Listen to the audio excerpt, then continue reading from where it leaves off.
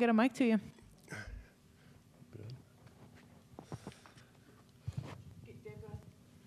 Cam, what do you remember about Michigan State's quarterback from the game last year, and what have you seen on tape this year from him? What I remember is the fact that he can move well. He moves better than some of the quarterbacks we've seen, and he likes to throw the ball. I mean, I don't know if they're always accurate, but his receivers make good plays. So, I mean, for us, it's just the same as usual, just playing. It's like practicing against Trace again, knowing you have to worry about the run and worry about the throw at the same time. Cam, there's a lot of reps spread across the linebacker group throughout September, but by the end of it, you were getting a large percentage of that. How do you feel like you developed through those 5 games, maybe where you're at game 6 versus where you were when you hit the field for App State? Honestly, I feel the biggest difference for me is my conditioning. I feel like I can go 100% the whole game. I feel like the guys around me are still supporting me and still helping me get better every time. Like Koa and Jan, they help me with little things on the field, but as a whole, as a whole unit, I feel like everybody's moved forward very well. So building off talking about the whole unit, can you kind of evaluate the linebackers as a position group? What do you think you're doing particularly well now? You know, what are some areas that you need to improve upon? Honestly, I think that what we're doing well is that we're moving to the ball. We're playing fast. The guys are getting sideline to sideline really well.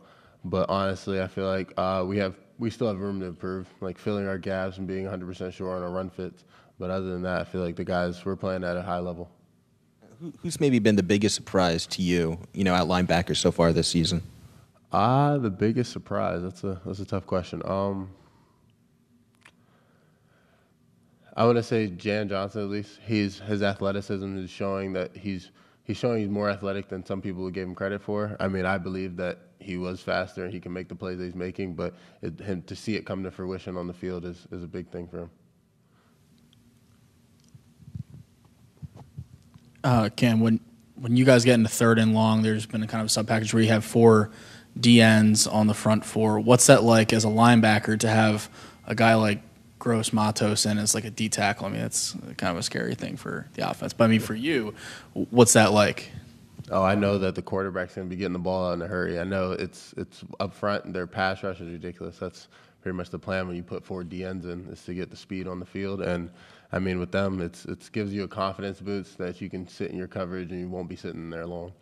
And what was this bye week like for you? Were you able to watch some games, and then how did you kind of reflect on last week? I know you guys have moved on from the Ohio State game, but how have you kind of reflected on that and move forward? It's been less reflecting on that, more so watching film on Michigan State. It was more free time to rest, more time to, perfect the things that we did wrong in the last game. But right now, we're just moving on and trying to figure out what we got to do to stop these guys. Cam, what was maybe said or done in terms of not letting this steamroll go into another week? Who maybe stepped up and said, okay, it's one game, you're moving on? How did the leaders on this team approach that? I feel like it wasn't one person. I feel like it's everybody. We're on to the next game. It's a mentality. It's kind of what we've been going with for the last 2-3 years, just next game up. And I feel like the team knows we just got to move on. We can't let this be the end of our season. So we're on to the next one. We're going to come in and beat Michigan State this week. What do you remember about the weird lightning delay last year and the 3.5 hours? What were you doing in that cramped locker room in that time? And as you look back on it now, what kind of sticks with you from that weird delay? I mean, we had a rough game. That's all I can really say. I mean, that delay didn't really help. We didn't come out strong as we could have. And, I mean, I don't really know. There's not much you could say about a 3-hour delay in a game. So. You're sitting in there in that moment. What did you do?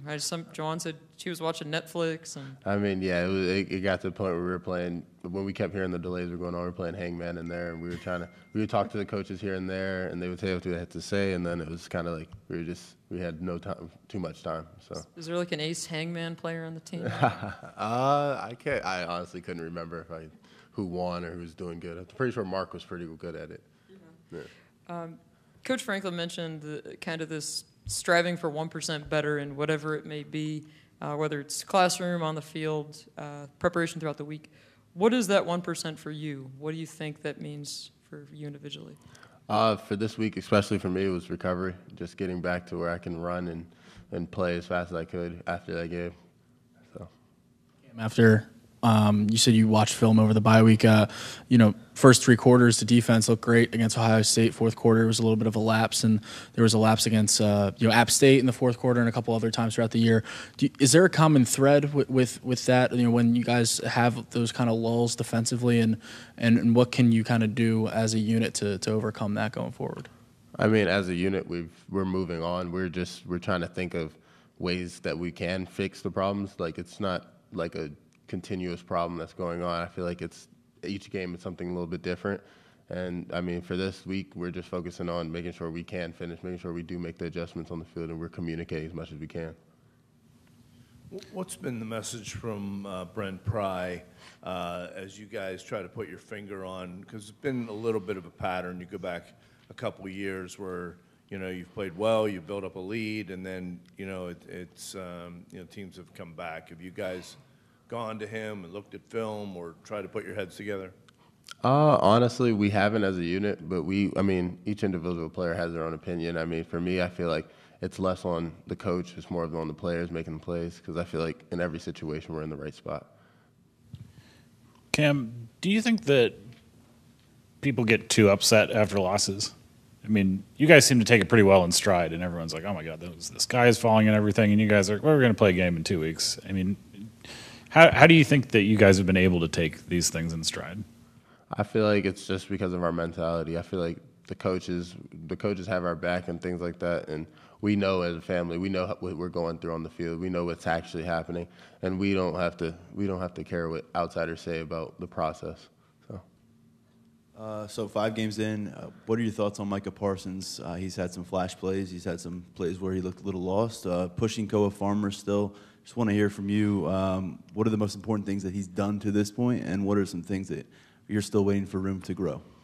Room to grow, at least. I could say that still getting the confidence on the field, still knowing what he's doing for different formations and with the speed of the game. But he's playing well. I mean, he's playing as good as I've seen him play. So with his accomplishments, I would say just playing fast. Like, he shows the flashes of him getting to the ball in a split second, and I feel like that's where we're going to see him most in the next couple of years and the rest of this year. You get the sense that he may be primed to take some steps forward here. I know you're talking about long term, but maybe just in these next 7 games to give the defense a little bit more of an edge as he continues to develop? Yes, I do. I feel like a lot of the guys are. I feel like him and Ellis Burks are primed and ready to play really fast and play really well for this defense.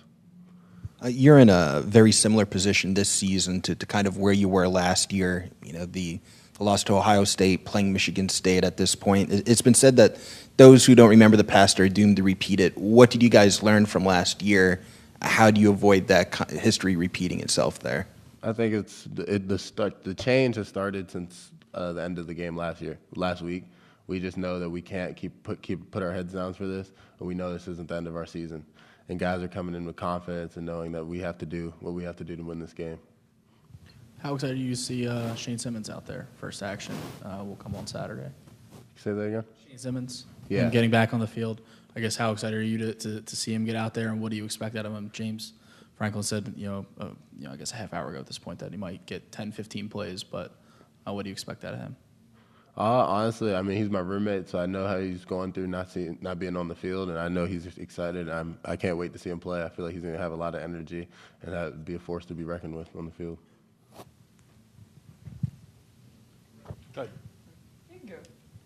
Where are you physically now compared to when you arrived at Penn State in terms of height and weight and muscle mass and that sort of stuff? Honestly, I came in about 202 pounds, 6'5", and now I'm about half an inch taller and weighing 220, 225 in that area. Came into the season weighing 230 almost. But honestly, I feel like I'm stronger, definitely have gotten faster. I was running like a 4.9 when I first got here, running a high 4.5, low 4.6 right now. And I feel like the strength staff has gotten me 10 times better as more athletic and things like that. So. You feel as if you could get even bigger, or are you at a good weight for you at this point? Because you're a junior now, you've been in the program for a while. Honestly, I feel like there's still room for improvement. I mean, I feel like my frame can hold a little bit more weight. I feel like that's on me, though, with my eating habits and things like that. What do you have to eat differently? Just more.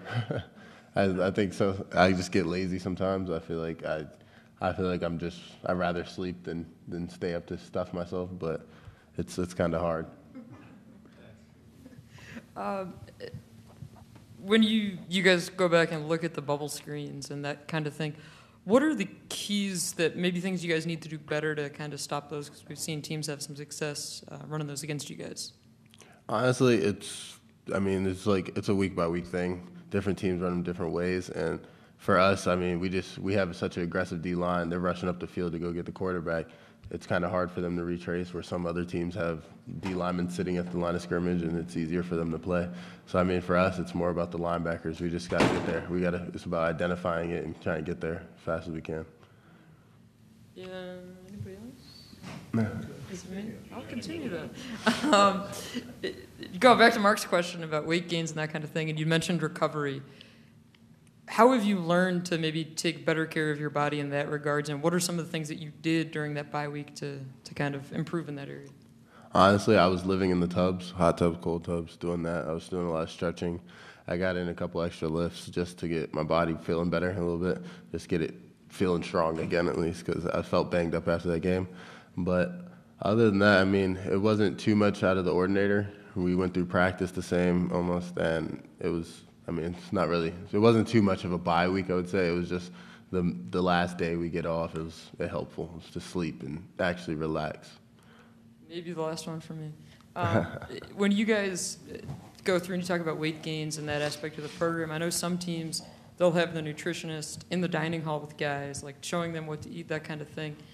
What's that like for you guys? How is that process maybe gone for you? And is there a number of calories that you say, okay, I know I have to eat this, or how does that work? Yeah, our nutritionist, Kayla, is doing an amazing job. She comes in and if guys are having problems losing weight or gaining weight, she'll come in personally and walk you through training table, be like, all right, we got to get this, you got to get this. And we even have her assistant, Leanne. She's a great person. She'll take guys like shopping to show them what to buy, show them how to buy certain things, like just things so they can cook and prepare things in the house. And that's been a big step for the program. I feel like the nutrition has increased incredibly since those two have joined the staff. Cam, we had heard that C.J. Thorpe was one of the more talkative offensive linemen in practice. What is it like now that he's on your side of the ball? Is it unique kind of having him, and is he talking as much trash to the offense as he was to the defense? Honestly, I think it's peaceful. It's more peaceful. That's the word I could say for it. Practice goes by a little bit, less fights, less arguments, but it's good to have his energy on the defensive side of the ball. I mean, we always need somebody aggressive. Like, he fits on the D-line is with his attitude. And, I mean, with him there, I feel like it's gonna be a positive for the team, just as a whole. Anything else for Cam? All right. Thanks, Cam. Right, Thanks, everybody. Just a reminder that Trace McSorley's call is now at 12 o'clock noon tomorrow, 12 o'clock noon. Thank you.